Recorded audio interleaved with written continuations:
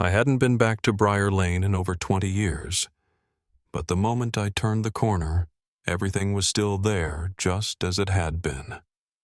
The red house at the end porch light still burned out, the hedges a little more overgrown, the sidewalk cracked in the same places we used to hopscotch over. I parked across from my childhood home, turned off the engine, and just listened. No birds, no wind, just that kind of quiet that makes you feel like the street's holding its breath. Before we start, hit subscribe to help uncover stories they tried to bury, and make sure no name stays forgotten. My name's Claire. I'm 41 years old, originally from a small town in western Pennsylvania. I live in Maryland now with my partner, no kids, 2 cats, and a job in library systems that keeps me behind a screen most days. Life's quiet, predictable. I like it that way. Back then, Briar Lane was everything a kid could want. 5 houses on one side, 6 on the other, shaped like a perfect horseshoe. Our chalk drawings used to cover every inch of that cul-de-sac, castles, hopscotch grids, stars' secret codes no one else understood. We were safe there. Or we thought we were. The only reason I came back was because of a letter. No return address postmarked from a nearby town. Inside was a single sheet of yellowing construction paper. A child's drawing houses, stick figures, crooked trees. All the houses were outlined in black crayon except one number 6, the red house. That one was colored in so thick the paper had gone soft from pressure. And in the corner, in handwriting that didn't belong to any adult, it said, "Claire, come back." I didn't tell my partner, didn't tell my mother. I just packed a bag, called out sick, and made the 6-hour drive. I didn't even know why not exactly, but I recognized the drawing style, not the handwriting the way it was drawn. That was Michael's.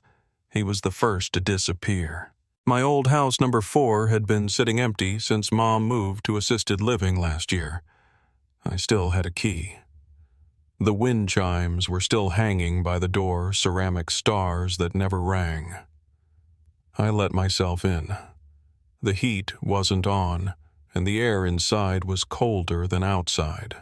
Not freezing, just stale. Still, like the house had stopped breathing after we left. It smelled faintly like sidewalk chalk. That powdery, dry smell like summer skin and scraped knees. And when I looked out the back window, I saw number 6. Shutters pulled tight, porch sagging slightly. But just as I turned away, I caught a flicker of movement upstairs. A shadow gone as fast as it came. I didn't panic. I didn't even blink. It felt expected somehow, like something was waiting for me to notice. That night I rolled out my sleeping bag in my old room. I couldn't sleep. The furnace hummed, then stopped. The wind outside slowed like everything had paused. When I woke just before dawn, there was no sound, not even traffic. I opened the front door. The air was sharp. My breath hung in it. And that's when I saw it, a piece of paper tucked under the doormat. White, dry, like it had just been placed there. Another drawing. This one was more detailed. 6 houses again. Stick figures out front. Michael, June, Liam, Abby, Ray, and me. Only mine wasn't smiling. The red house loomed behind us taller than it should be. Its windows were black, and behind those windows, not faces, just shapes, shadows with shoulders. I turned the paper over. No message this time, just the picture. But something about it felt different. like it had been drawn together the way we used to, all of us kneeling on the pavement, passing the crayons back and forth. I could see it in the way the grass was colored, the way each house had its own little mark. I walked to the end of the cul-de-sac later that morning. I told myself I just needed fresh air, but I knew where I was going. Number 6, still locked, still empty. Except now, there were faint red crayon lines drawn across the cement in front of the steps. Not random. Curved. Like someone had been trying to draw a door. Again and again. Until they got it right. I didn't go in. Not yet. But something was waiting. And it knew I was back. The crayon lines on the sidewalk were still there the next morning. Faint but not faded like they hadn't been drawn years ago, but hours. I stepped off the porch without thinking, coffee forgotten in my hand, and followed the path back toward number 6. The red house hadn't changed. Shutters drawn, windows, dark porch light out. But something about it felt different now. Not threatening, just present. Like a door that hadn't opened yet but would. I didn't knock. I didn't even try the handle. I just stood there a minute watching the porch boards catch the morning light. Then I saw it under the mat again. Another drawing. Still crayon, but more detailed than the last. A map of the cul-de-sac. Each house labeled stick figures standing in front. Michael, June, Liam, Abby, Ray. And off to the side, standing alone, Claire. Me. Everyone was smiling but me. The red house was taller in this drawing, 3 stories instead of 2, and its windows weren't just shaded in. There were shapes inside. Not faces, just curved shoulders, like someone watching from behind the glass. I turned the paper over, but there was nothing written on the back this time. Still, I couldn't stop looking at it. There were little details tucked into the corners the way June always drew trees in long vertical lines, how Abby added hearts to every window, how Michael outlined things in black so they'd feel real. That's when I knew this wasn't drawn by one kid. It was drawn by all of them, or maybe finished by all of them. Later that day, I found myself back in front of number 6. I kept telling myself I was just going for a walk, but my feet knew where they were going before I did. The steps creaked under my boots. I don't know what I expected to feel, maybe cold, maybe dust, but I noticed something else instead. The doormat had changed. There was a key tucked underneath it. Old brass, heavy. I don't remember number 6 ever having a welcome mat, let alone one with a key under it. But it turned easily in the lock and the door opened with the sound of wood exhaling. Inside, the air didn't smell like mold or rot. It smelled sweet. Not fresh, more like dried flowers that had been sealed away in a box for too long. The furniture wasn't staged like a house for sale.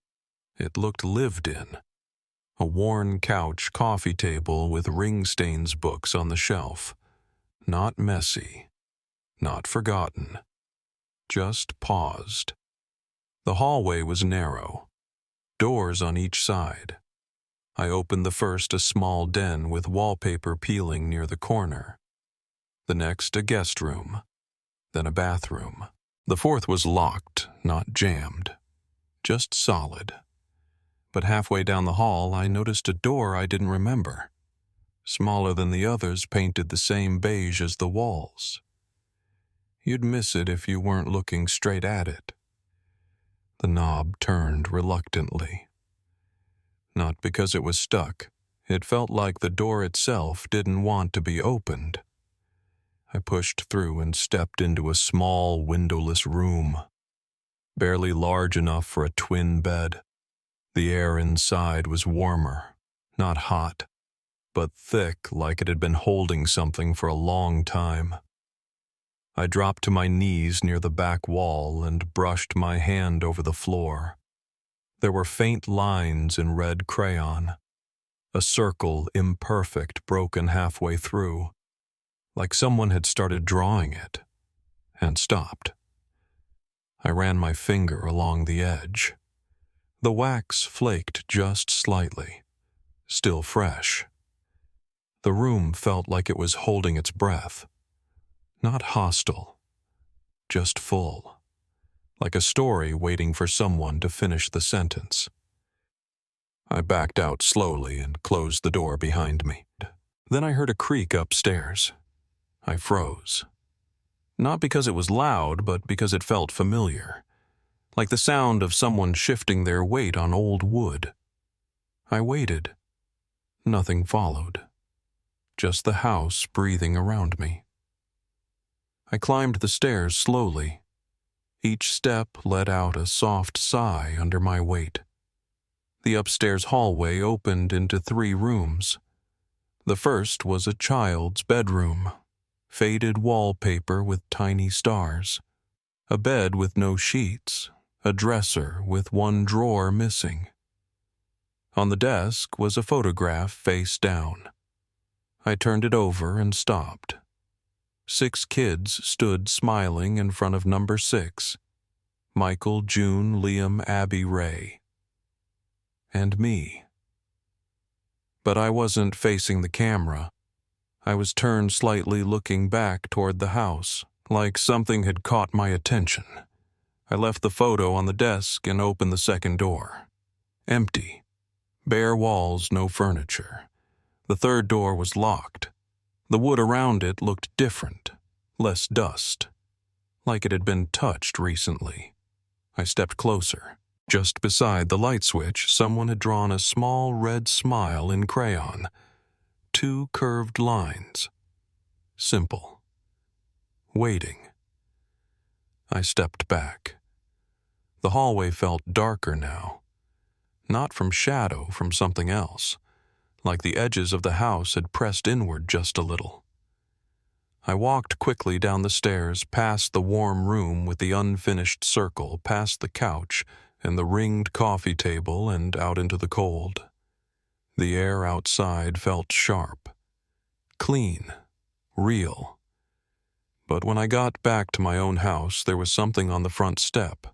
Not a drawing, a photo. Faded corners curled.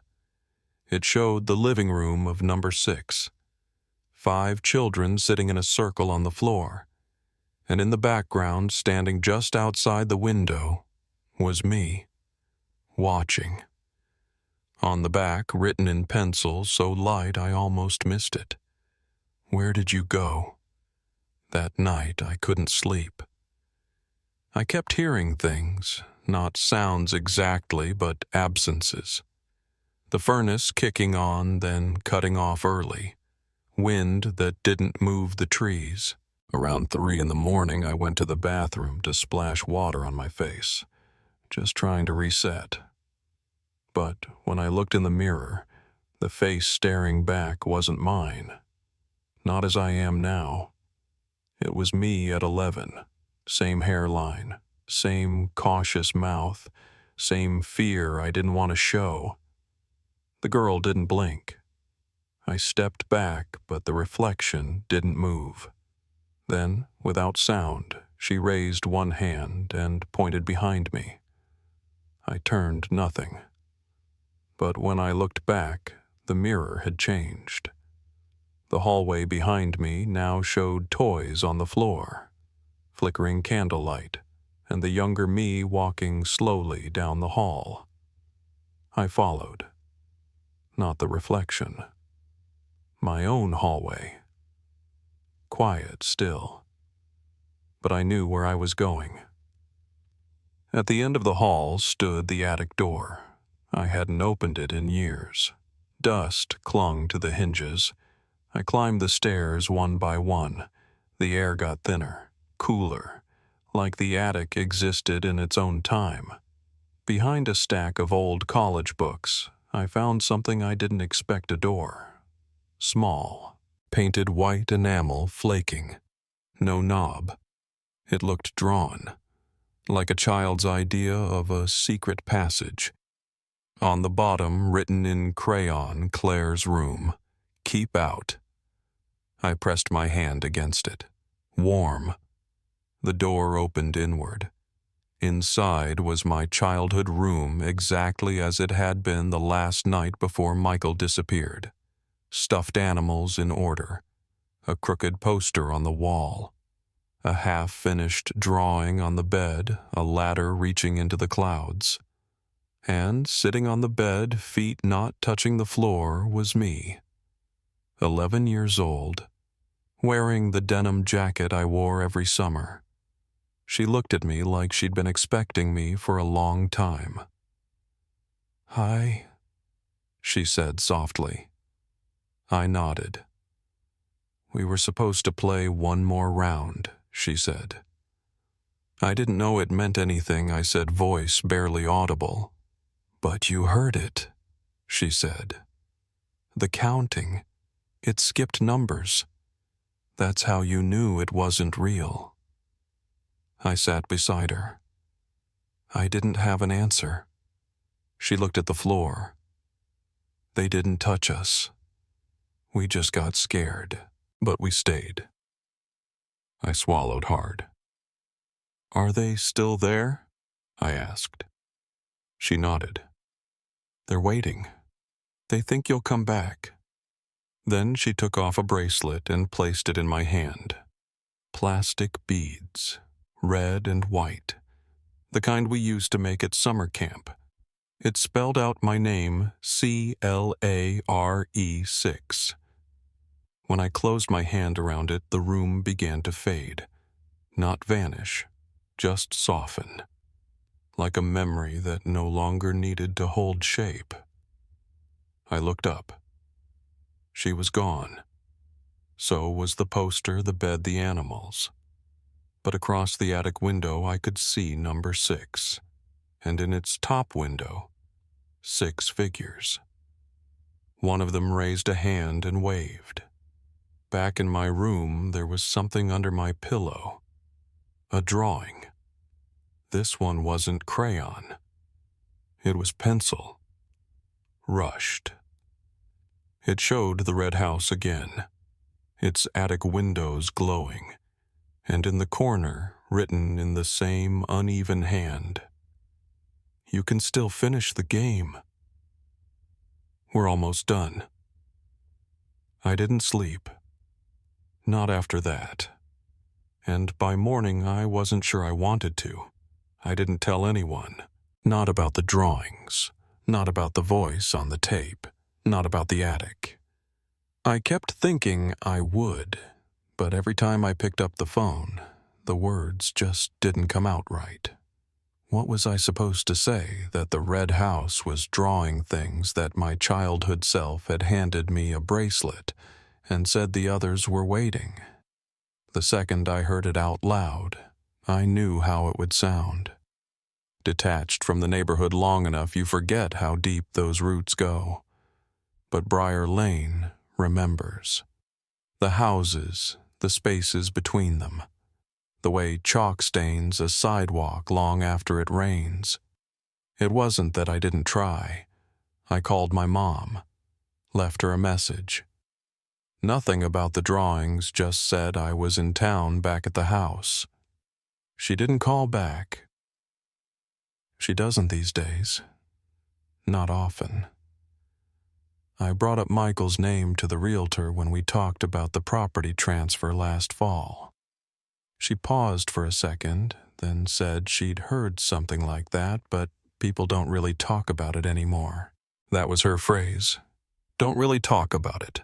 Like it was a snowstorm from a few decades ago or a mayor no one liked. Not 5 missing children, not what we all lost. I tried asking at the library in town. They still had the same microfilm machine tucked into the back room that smelled like sun-baked paper. I flipped through editions from that summer. Local fairs, high school sports, missing posters, short blurbs. Michael was the only one who got a full paragraph. Just said he'd last been seen near the woods. His shoes were found facing the wrong direction. The rest were mentioned only after one by one. June, then Liam, then Abby and Ray together, never officially connected. Nothing about number 6. I walked out of there with a headache. Felt like the whole town had closed over that summer like a wound trying to heal wrong. The next day, I found a notebook on the toy box in the red house. It was mine, the one I'd left on my kitchen table back home. Only now it looked different. Worn. Older. Inside, the pages weren't blank anymore. They were filled with drawings. Not mine.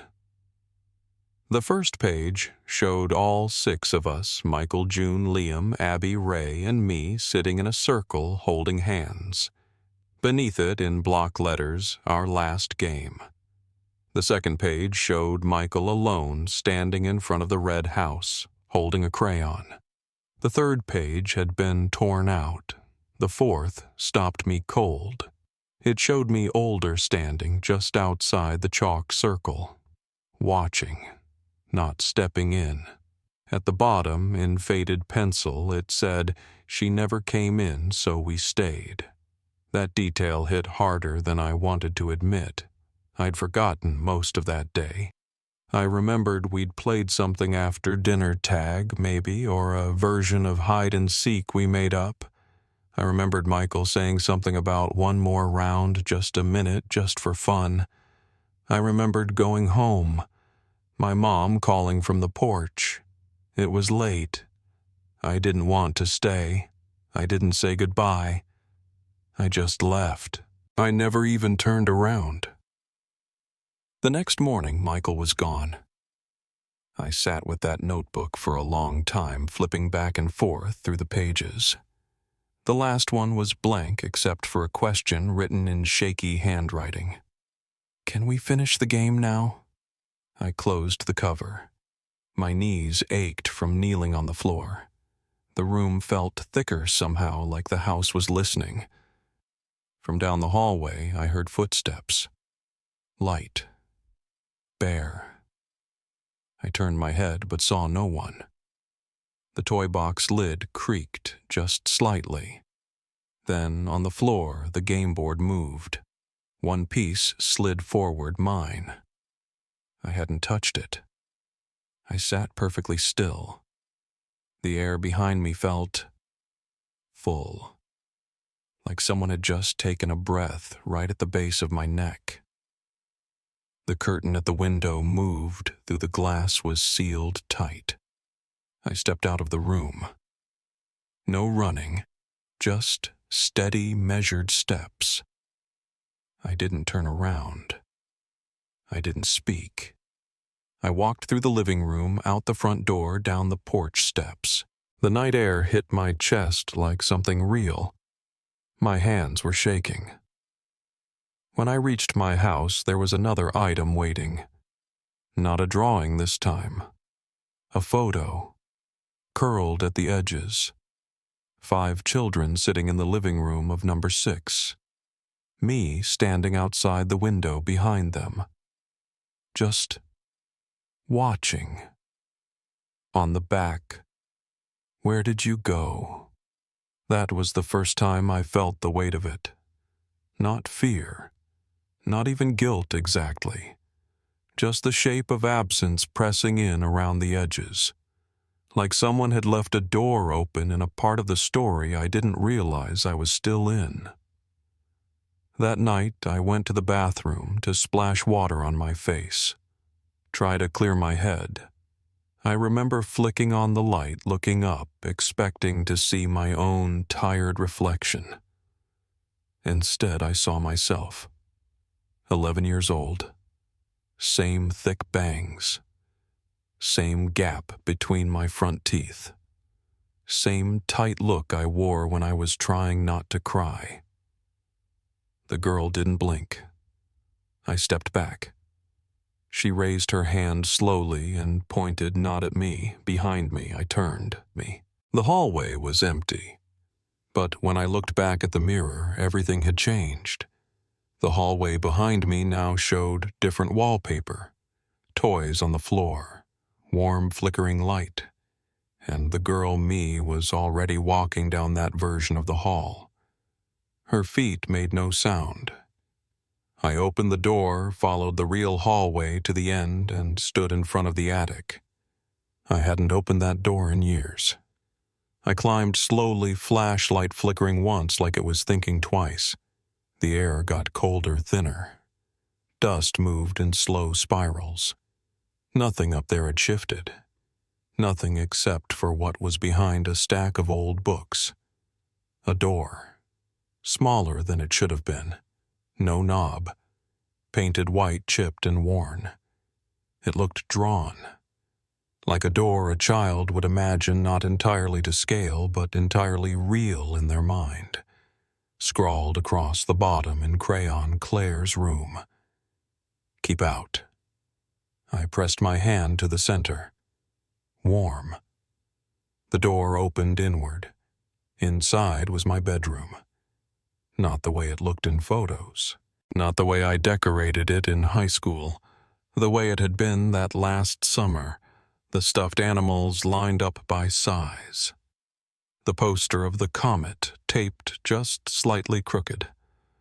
A notebook on the bed flipped open to a half-drawn picture of a ladder stretching into clouds. And sitting on the bed was me. 11, swinging her legs just barely above the floor. She didn't look surprised. She looked tired. We were supposed to play one more round, she said. I nodded. I left. You heard it, she said. The counting.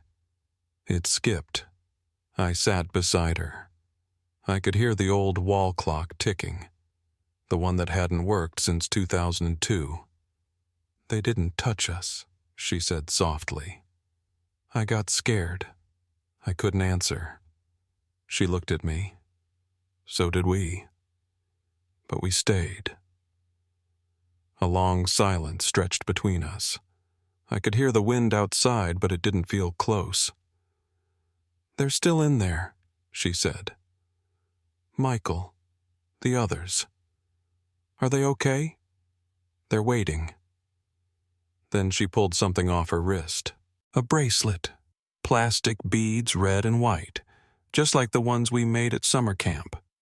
She held it out. I took it.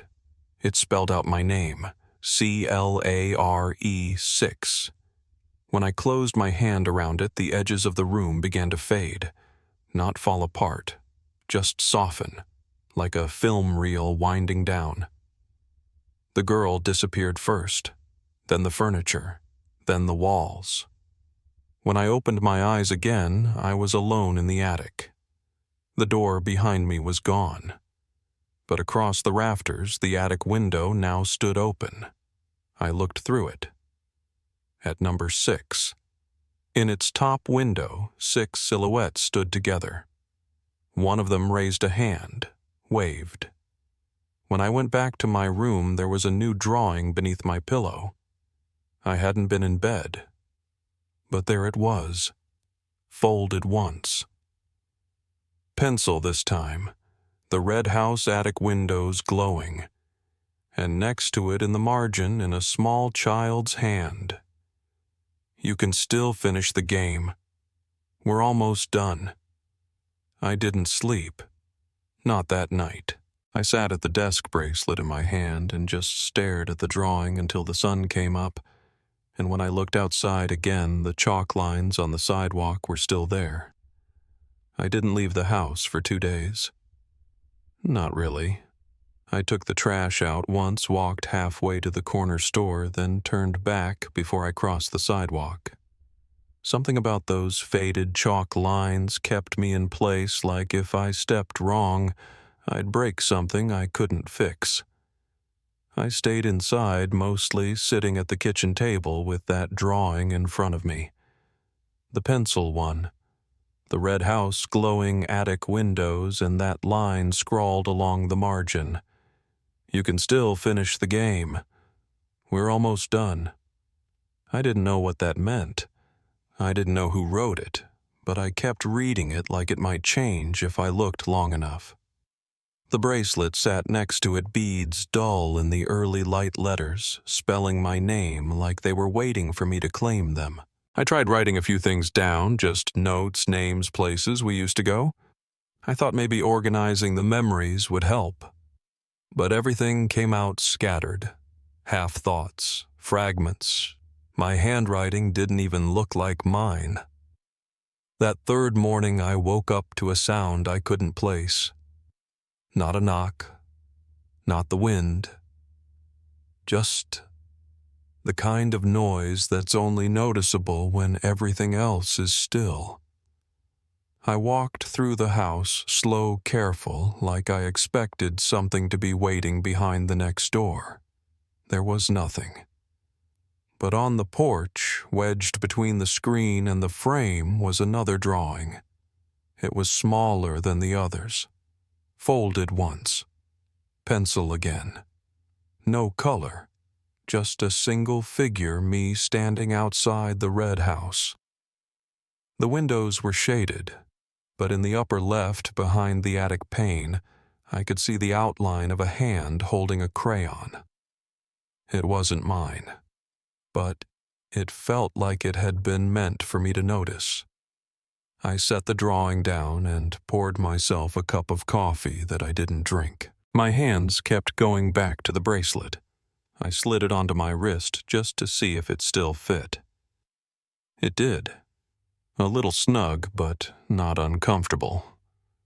I walked to the back door and looked out at number 6. It didn't look any different than it had before, but it felt different, like it had shifted forward a half-inch.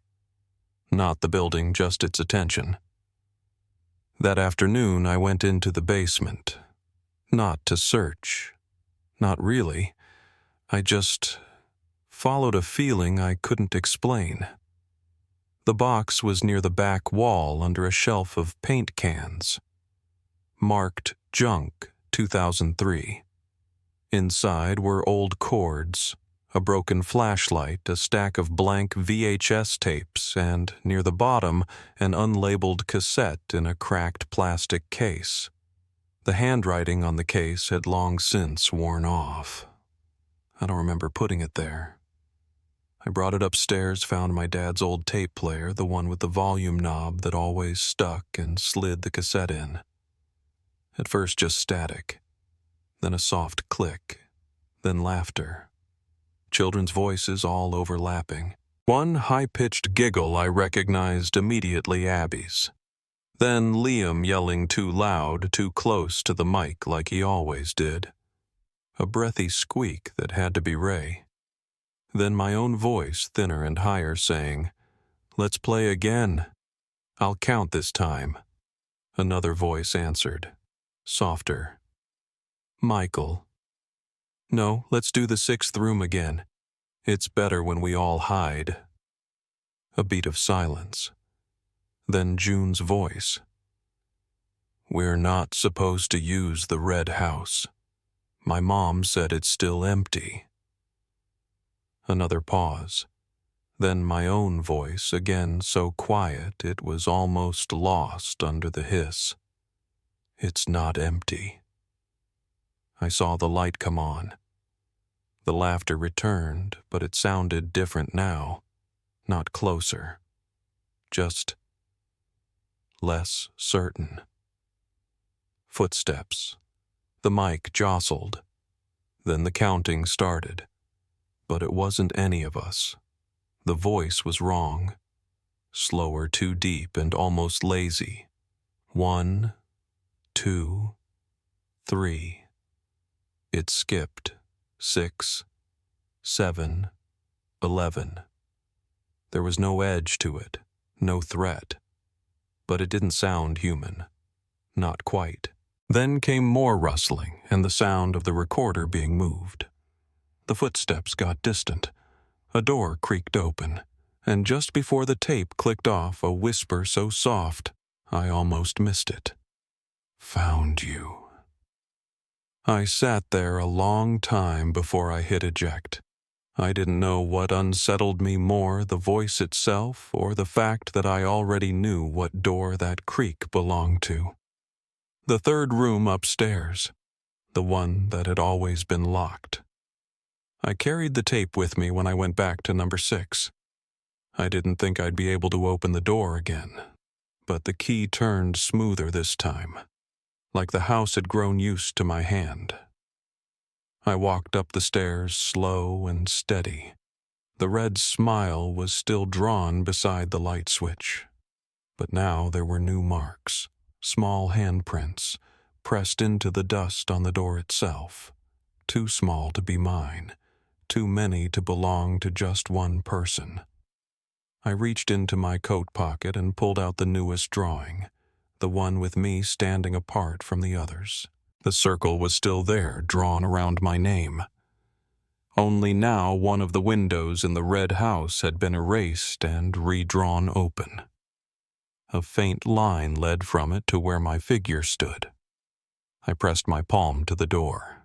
It clicked, not loudly, just enough to let me know the lock had given up. Inside the room wasn't like the others. It wasn't even like anything that should have fit inside that house. The walls curved gently like a chapel. The ceiling stretched high above me, and every inch of the surface was covered in drawings. Crayon, pencil, chalk. Hundreds of them. Maybe thousands. Layered. Overlapping. Torn edges. Some half-finished. Some familiar. In the center of the room on the floor was a small chalk circle, and inside it, a single shoe. Blue, worn at the heel with a faded yellow lightning bolt drawn on the side. I remembered it before I even stepped closer. Michael's. I'd helped him draw that bolt with sidewalk chalk the week before he disappeared. I crouched next to it, not touching anything. The walls around me didn't move, but I felt the weight of them, like they were leaning in not to trap me, but to hold me in place. At the far corner, near the edge of a drawing of the cul-de-sac, stood a girl. Quiet, still, braided hair, denim jacket. She didn't blink, didn't smile, just raised one hand and pointed to the wall. I turned. A drawing hung just above a crooked window. It showed the red house again, but not from the outside. This time the view was from behind the glass, looking out at the cul-de-sac. The angle was precise. Too precise for memory.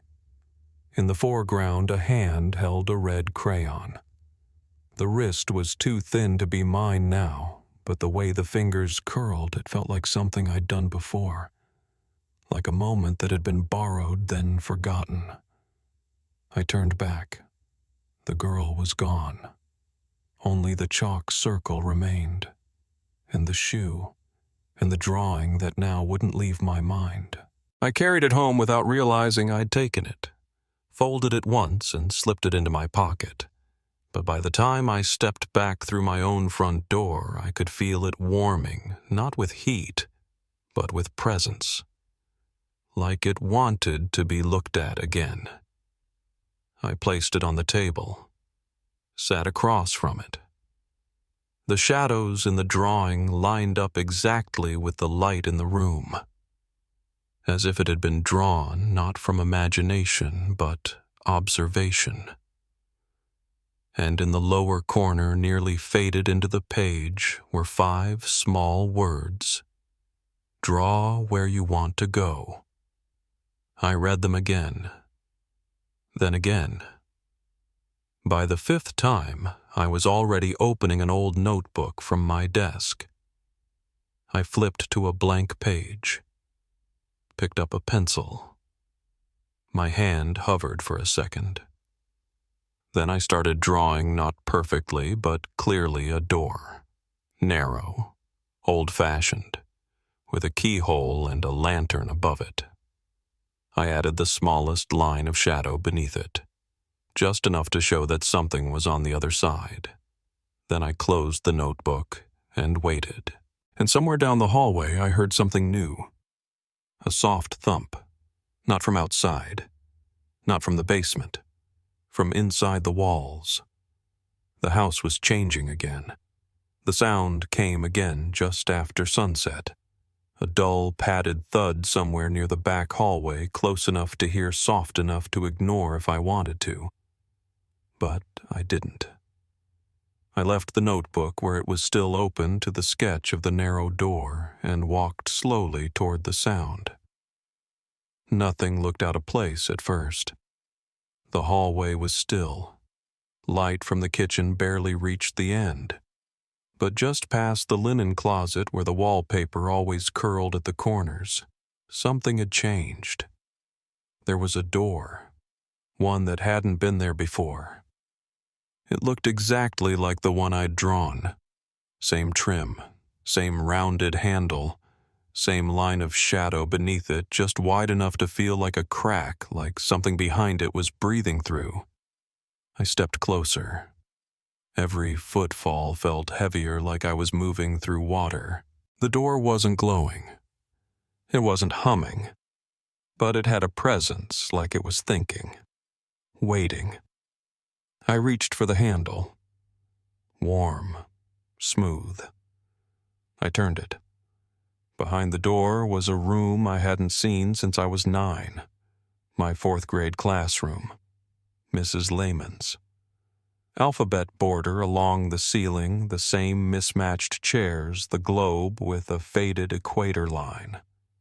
There was no sound, not even ambient noise, no hum of lights, no echo from my steps. Just stillness. I stepped inside. The teacher's desk was exactly as I remembered, slightly angled near the window, 3 drawers on the left, one long one across the lap. On top was a single sheet of folded paper. I opened it slowly, careful not to tear the crease. 4 frames had been drawn across the page. A sequence. First frame, the 6 of us playing hopscotch. Second, Michael turning away. Third, Michael standing at the door of number 6 holding a crayon. Fourth, the door opening behind him. A tall figure drawn in gray. I turned to look for the door I'd come through, but it was gone. No seam in the wall. Just green chalkboard stretching across the back of the room, but something had been drawn on it. A door again, this one in chalk. Rough lines. The kind we used to make during indoor recess. It shimmered faintly. Not with light. More like anticipation. Above it in careful white print were the words, "Draw the way out." I looked down at the page still in my hands, then over to the teacher's desk. A single piece of chalk lay on top, already worn to a stub. I picked it up. My fingers left a fine dust trail across the wood. I didn't know what I was going to draw until my hand started moving. A treehouse. One Michael had drawn once. High off the ground, a rope ladder, a trap door, a lantern in the corner window. I pressed the paper flat against the board. The chalk door shimmered again, shifted. Its shape adjusted, edges thickened. The knob took form. And then it opened. The moment I stepped through, the air changed. Quieter somehow even than the classroom. Like stepping inside the breath before a word is spoken. I was in my own kitchen, lights off, curtains still open, but the drawing was gone. So was the notebook. The only thing on the floor near the table leg was a crayon, red, used down to a stub, still warm in my hand when I picked it up. I held it for a long time. Fingers wrapped gently around the wax like it might dissolve if I gripped it too hard. Then I stepped outside. The sidewalk was damp from overnight frost, but the marks were still there. I walked slowly, tracing the edge of each square with my boot. There, just past number 4, was a circle, a little crooked, drawn in faded red and white. Inside, a name. June. I moved forward. The next square had another circle. Abby, then Ray, then Liam, then Michael.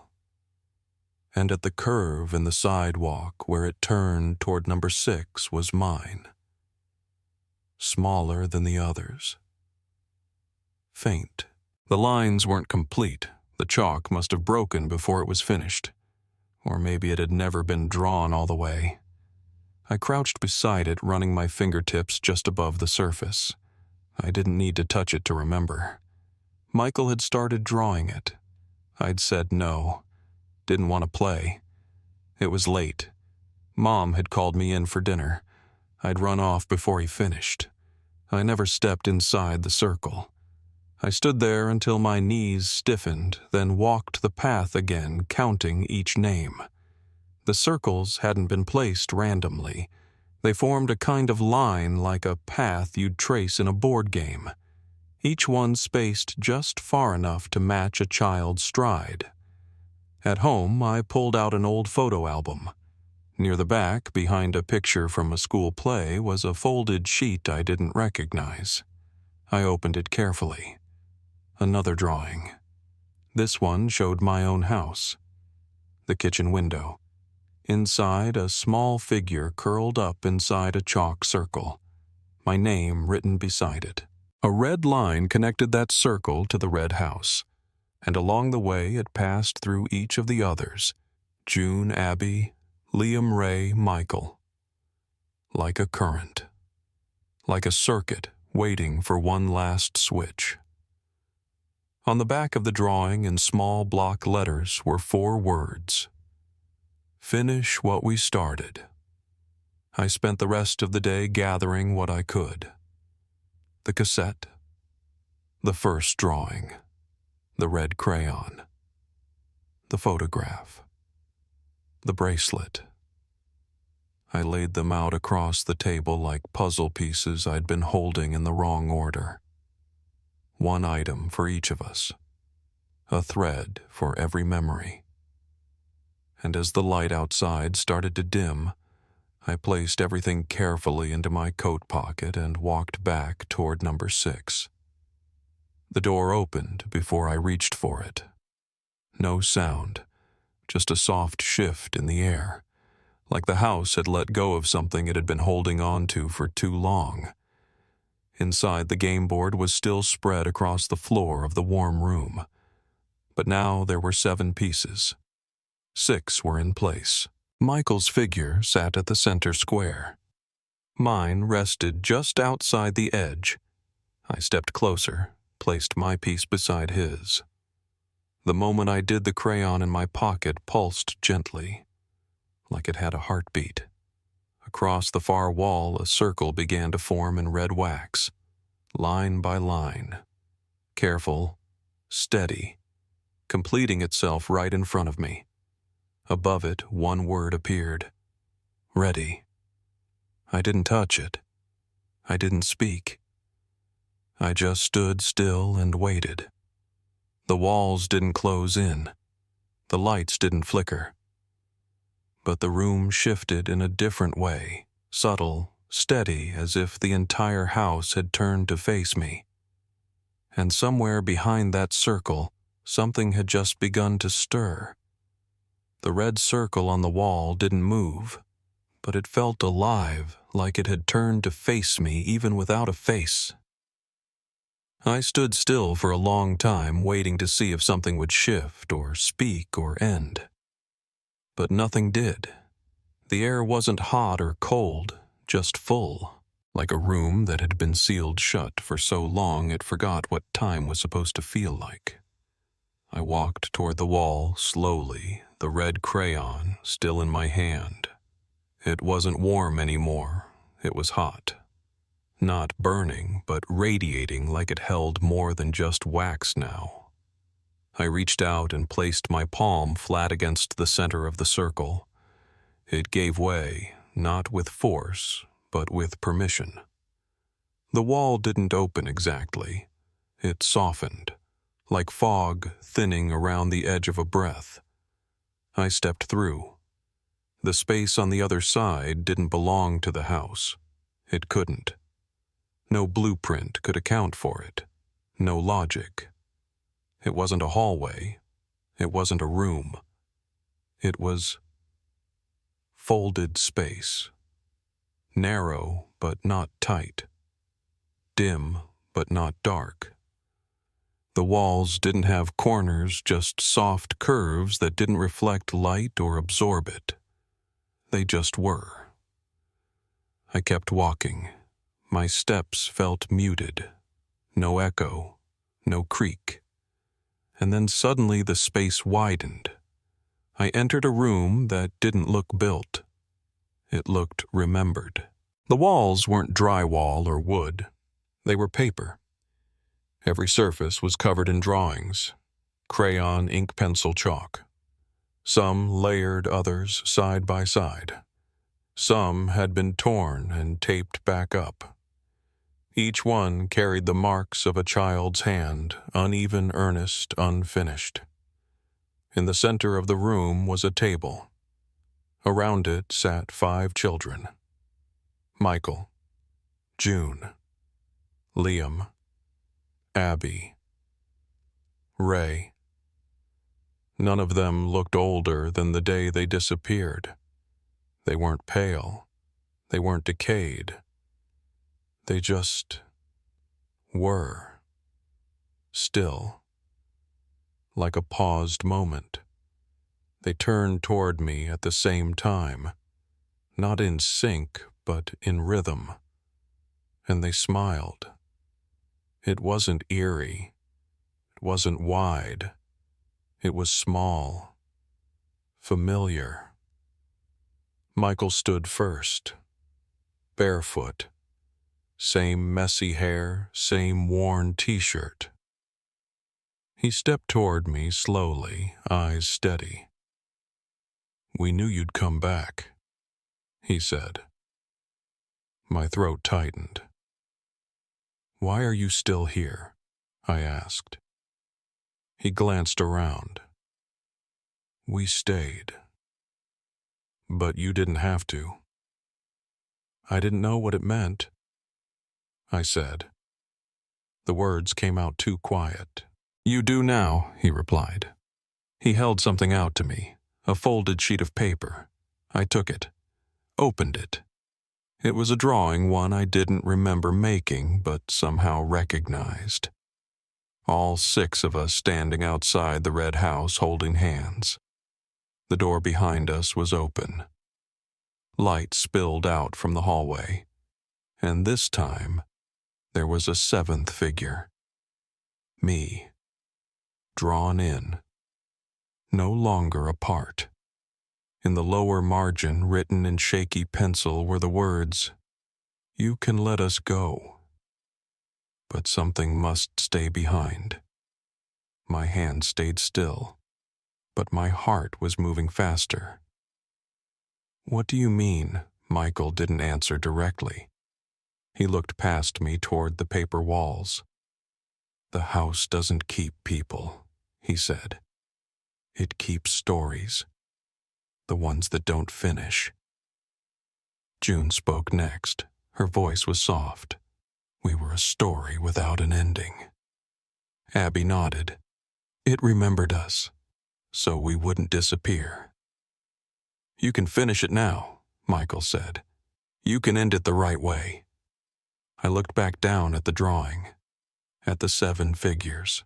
The door opened behind us. "What does it want?" I asked.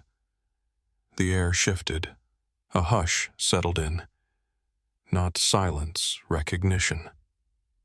The drawing in my hand curled slightly at the edge as if touched by wind.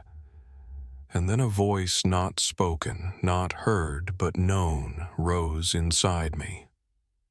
Just 3 words. "Will you trade?" It wasn't a demand. It wasn't even sad. Just hopeful. I looked at the children.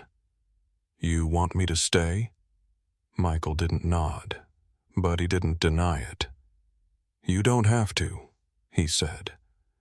But we can't leave unless the story is told and remembered.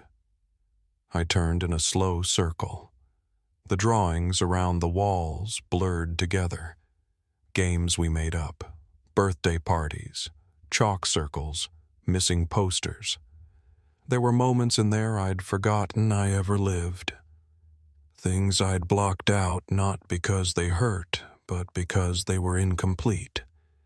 The kind of memories that sit just behind your eyes and wait for something to finish the shape. If I stay, they leave, I said aloud. If I go, they remain. But then another thought came, quieter.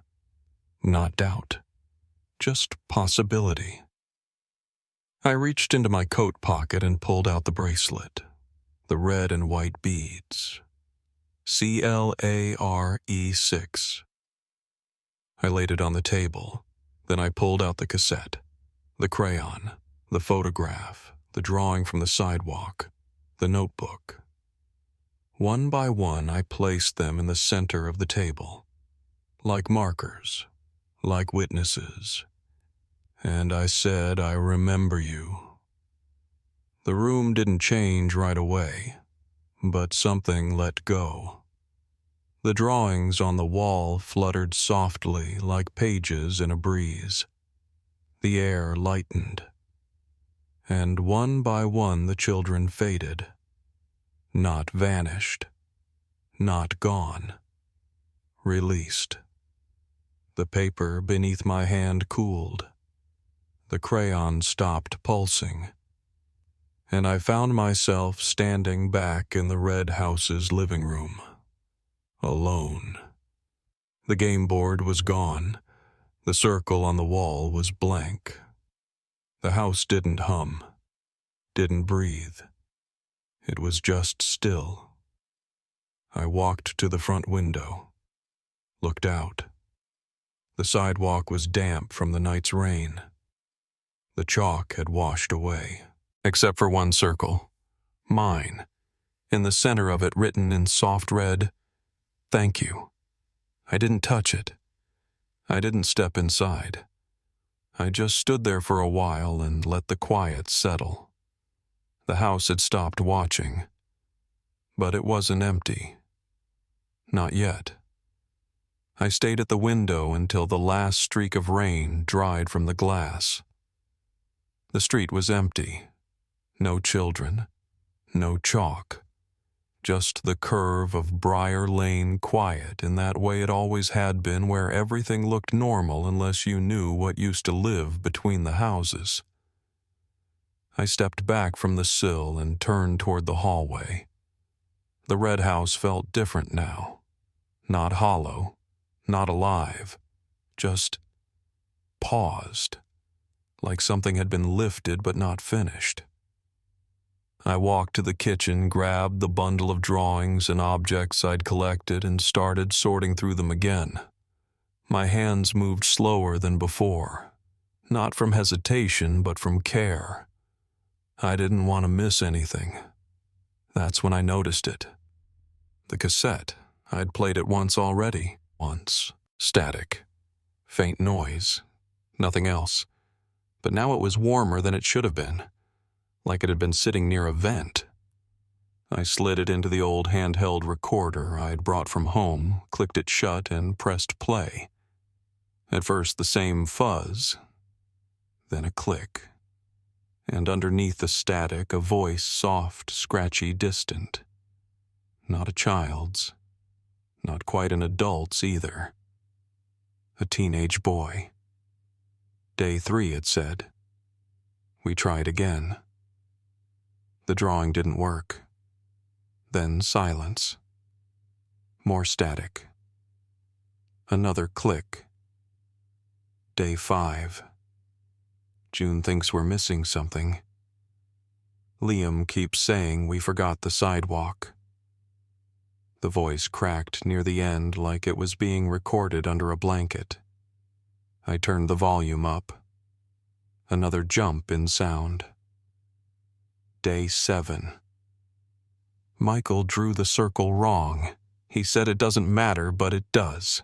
Ray's gone. He didn't say goodbye, then nothing for a long time. Just tape spinning. Until a final faint whisper. One of us is still outside. I rewound it, listened again, slower this time. The cadence of the voice, the inflection. It wasn't any of the 5 kids I remembered. I was sure of it. Which meant there was someone else. A 7th.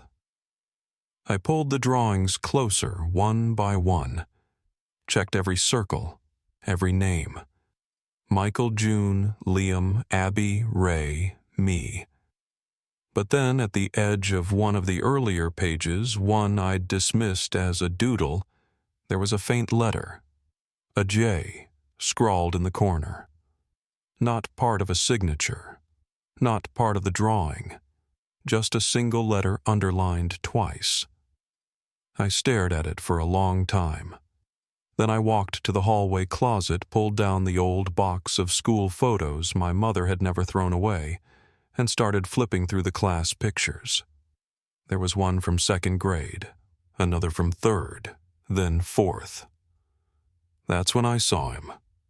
3rd row, 2nd from the left. Dark hair, darker eyes. His name was Jamie. Jamie Becker. I remembered now. He moved in halfway through the year, barely spoke, always kept to himself. But he'd been on Briar Lane. Number 11, far end of the cul-de-sac. The house that always had its curtains closed. He was there the week before Michael disappeared. And then, he wasn't. I called the town records office, asked for property information on number 11 from 1996 to 2000. The woman on the phone sounded surprised someone was asking. "We've had that lot flagged since 2001, she said. "Abandoned. Original owner passed. No forwarding info. The Becker file's sealed for some reason, but I can give you the date it went cold, September 18th, 1997. My breath caught. That was 2 days after Liam vanished. "Wait," I said. "Jamie Becker. He was a minor, right? That should have triggered some kind of search." She paused. "We have no missing person filed under that name." I thanked her and hung up. My hands felt cold. I grabbed my coat and walked straight to number 11. The grass hadn't been mowed in years. The shutters hung crooked. Paint peeled back from every edge. But the front door was unlocked. It didn't creak open like in the movies. It just swung in easily like no one had touched it since the last time it was used. Inside, the air was heavy, musty, but not rotten. More like it had been sealed too long. The furniture was still there, mostly covered in sheets.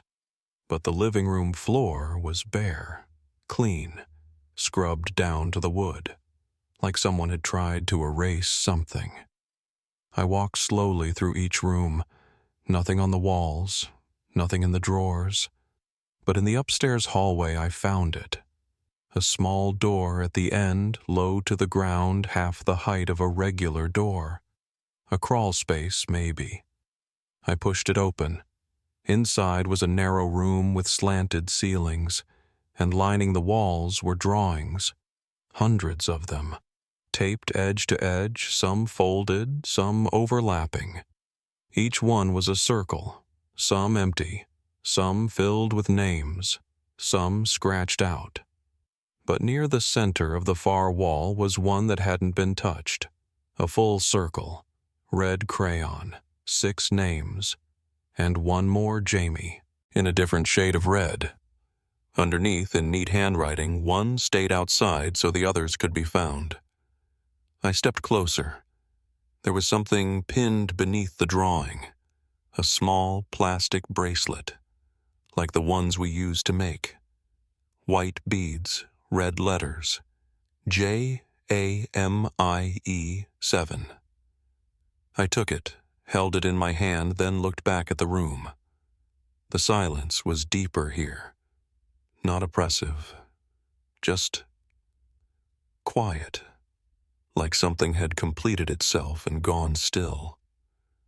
I walked back downstairs, stepped outside, and locked the door behind me.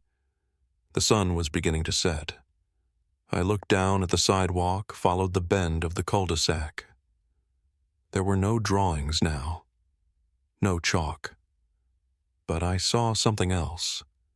Something faint, carved into the concrete with something sharp. Just initials. JB. Nothing else. Not hidden. Not displayed. Just there. I stood there a while, holding the bracelet in my hand. The seventh piece. The one who stayed. The one we forgot. And then I walked back to the red house bracelet still in my coat pocket and waited for the light to change. I didn't sleep that night. I sat in the red house's living room with the bracelet in one hand and the cassette recorder in the other, letting the hours stretch. I watched the sky shift from dark blue to gray, then to something close to morning. At some point, I stopped listening for sounds and just started watching the walls. I'd thought they might hum again or flicker or breathe, but they didn't. The house wasn't trying to scare me anymore. It was waiting. Around 7, I left and walked straight to the sheriff's office. It was early enough that the front desk was still quiet. No line, no calls buzzing yet. I told them I had information about multiple missing children from the 1990s, 5 names that were known and 1 that had been left out of every report. The deputy raised an eyebrow until I said my full name. Then he looked closer, stood up without a word, and walked to the back. Sheriff Eaton came out less than 5 minutes later. He was older now, white hair, slow steps, but his face hadn't changed. I remembered seeing him at Michael's vigil when I was little. He asked me to come back and talk in private. His office was simple, clean, no family pictures, just a corkboard and an old map of the town pinned with faded markers. I handed him the cassette first, told him not to play it yet. Then I laid out the rest drawings, the notebook, the list I'd made of dates and names, and finally the photograph from the crawl space at number 11. I watched his eyes as he studied it. They didn't widen, they didn't shift, but they narrowed just slightly when he saw Jamie's name. "I remember this kid," he said quietly. "Didn't realize he was tied to the others." "He was," I said. "And he left a record. Not just the tape drawings, carvings. Evidence." He nodded slowly. "We'll need to confirm location. I already did. Number 11's crawl space. The room is still intact. It's sealed, but not hidden." Sheriff Eaton sat back. He didn't look surprised, just tired. He picked up the recorder and pressed play. We both listened in silence through the static, the numbered days, the whispered end. When it finished, he clicked it off and leaned forward on his elbows. "Why now?" he asked. "I think the house let me remember," I said. "But Jamie made sure it couldn't be buried again." He nodded again, this time slower. Then he stood. "Come with me." We drove to number 11 in silence. I sat in the passenger seat while he called in a field investigator and requested permission for a formal entry. It only took 20 minutes. He must have pulled strings I didn't see.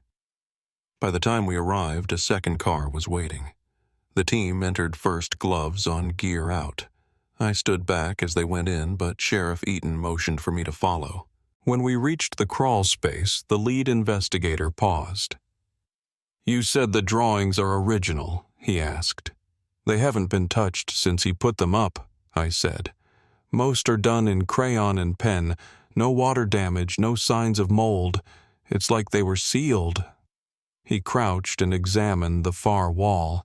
Then he pulled out a small camera and started photographing everything, especially the red circle with 7 names. I watched his hand linger on Jamie's. "This changes the timeline," he said. Sheriff Eaton just nodded again. "This changes everything." They bagged the bracelet, then the tape, then the photo with the initials etched into the margin. The lead investigator looked up at me and said, "We'll reopen the case formally. It won't be fast, but it'll be on record now." I didn't ask if they'd find anything else. I didn't need to. What Jamie left behind wasn't for justice, it was for memory, to make sure no one disappeared without being named. 2 days later, the town held a press conference. They didn't mention the house by name, but they reopened the missing children files from 1997, listed 6 minors by full name, including Jamie, and confirmed that new physical evidence had been recovered at a previously unsearched residence. Sheriff Eaton didn't speak much, just confirmed that the department was actively investigating a previously overlooked figure connected to the case. That was how they said it. Not forgotten. Overlooked. By the end of the week, the Red House was boarded up. Not condemned, not erased, just closed. I walked past it the night after they sealed the doors. There were no markings on the walls, no light in the windows. But the sidewalk was still there. Clean mostly.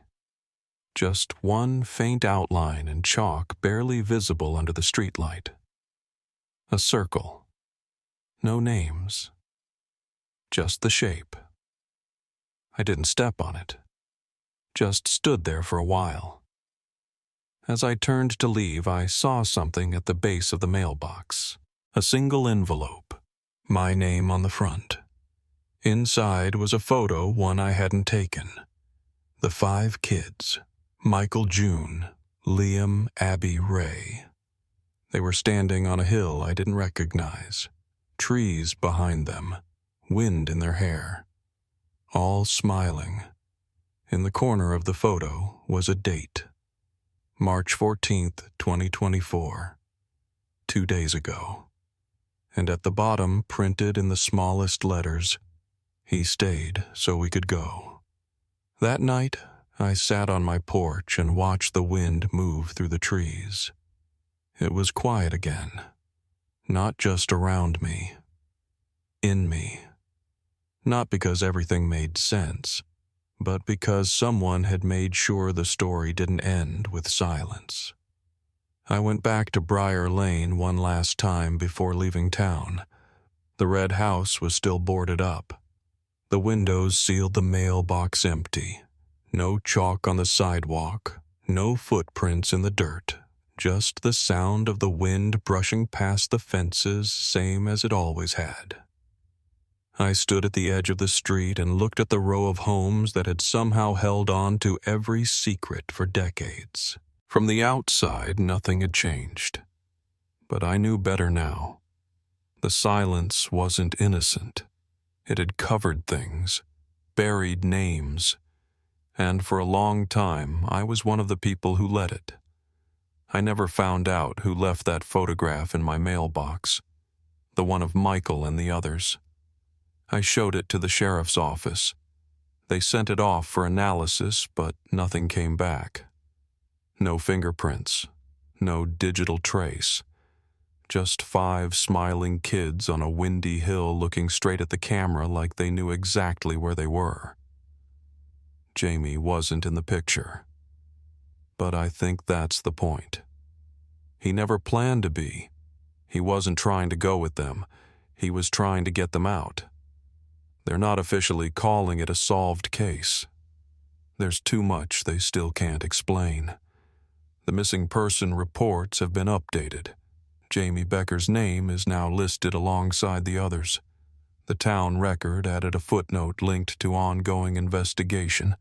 I keep a copy of it folded in my wallet. Not because it proves anything, but because it makes something official that was once invisible. And that matters. Names matter. Especially the ones nobody said out loud for years. I've thought a lot about what made Jamie stay, why he never ran, why he left the drawings and the recordings and that circle with 7 names. Part of me thinks he didn't believe he was worth saving, that maybe he thought the others had a better shot without him. But another part of me, one that's gotten louder over time, thinks he knew exactly what he was doing. That he wasn't just staying behind. He was holding the door open. I keep his bracelet on a shelf by the front door now. Not as a relic, as a reminder. That silence doesn't mean something is gone. And that memory, real memory, is something you carry forward. Even when it hurts.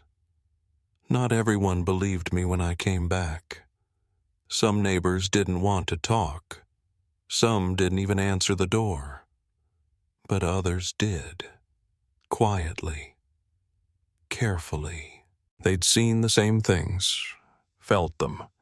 And for the first time, they didn't feel crazy saying it out loud.